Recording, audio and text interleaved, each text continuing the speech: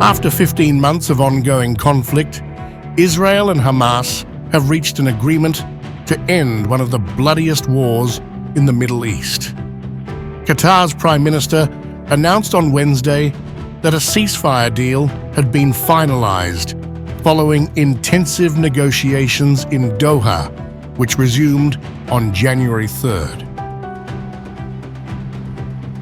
The ceasefire agreement, brokered by Qatar, Egypt, and the United States, was announced by Qatari Prime Minister Sheikh Mohammed bin Abdulrahman bin Jassim Thani.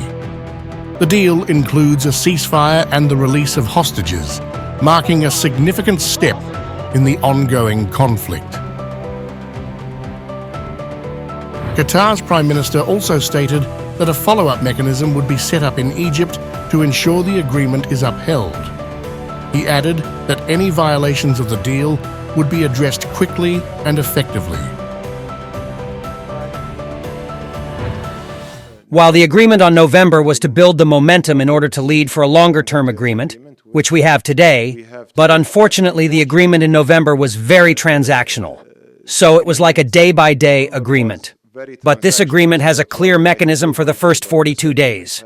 And there is a clear mechanism to negotiate Phase 2 and 3.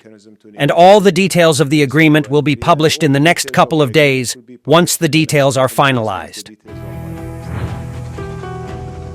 Under the terms of the ceasefire deal, Israeli forces will withdraw from populated areas and move to the outskirts of Gaza, allowing displaced Palestinians to return to their homes.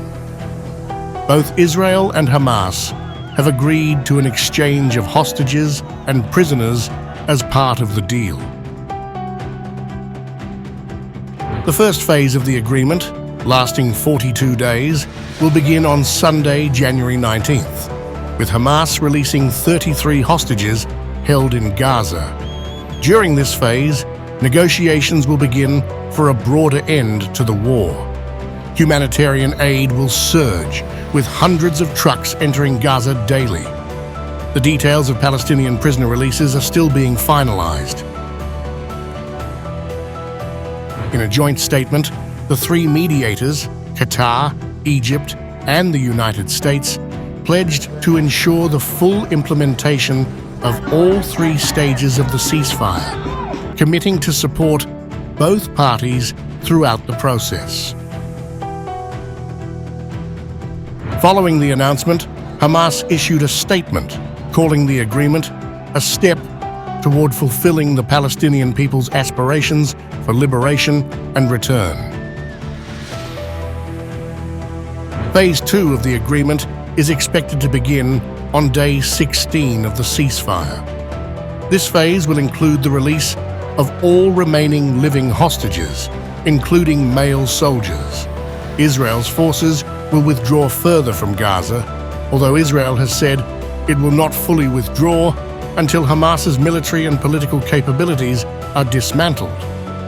Hamas, in turn, insists that Israel must remove all its troops before releasing the final hostages.